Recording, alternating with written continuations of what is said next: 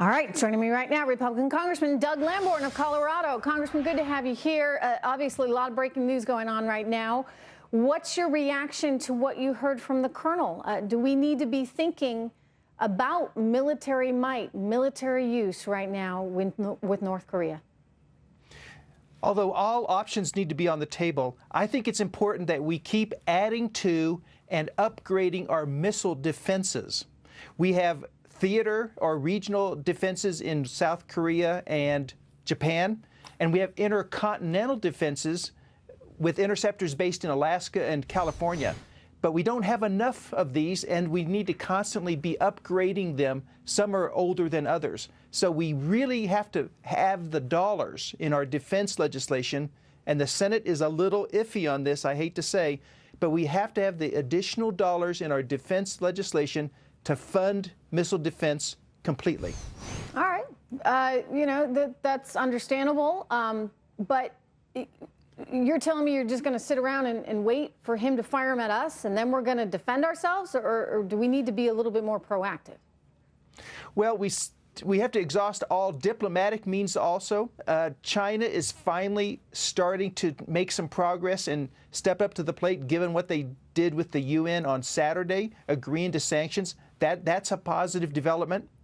But we have to send a message to Kim Jong-un that all options are on the table. And we can't take any options off the table. Which is why, you know, the defense system is great and everything, but that may not be the option in terms of the here and now. We get basically a year and a half, according to Colonel Peters, before they're able to hit the likes of possibly Chicago. I mean, so we need to take it seriously, and we need to stop their program.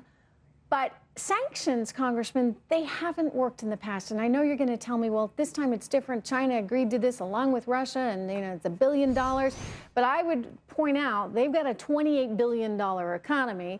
Sure, $1 billion in sanctions is something, but it's still a small percentage of their overall economy. And that's if China lives up to its side of the bargain and actually enforces the sanctions. Well, you're exactly right. And I'm not even sure that sanctions would work. We know that Kim Jong-un doesn't care about the welfare of his people, and they're the ones that would suffer. So that's immaterial to him.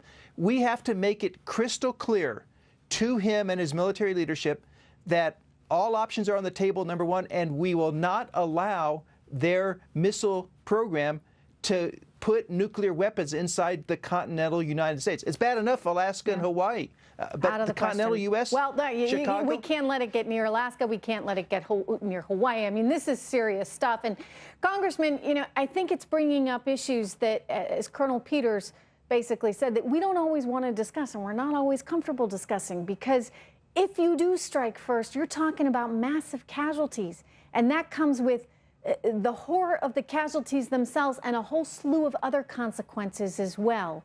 Let's hope we're not getting there, but do you think there's a chance of that? There's a chance for everything.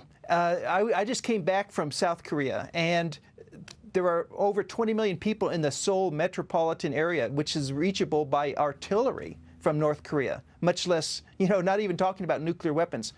High explosive artilleries. So that's deeply troubling. But right now, if they continue their program, here's what you end up with. You have to bet Los Angeles on the fact that Kim Jong-un will stay rational. How many people are willing to make that bet? I'm not willing to take that bet. I don't think anyone's willing to take that bet if you really force them on it. Congressman, thank you very much. Thanks for joining me. Thank you. Loretta Lynch.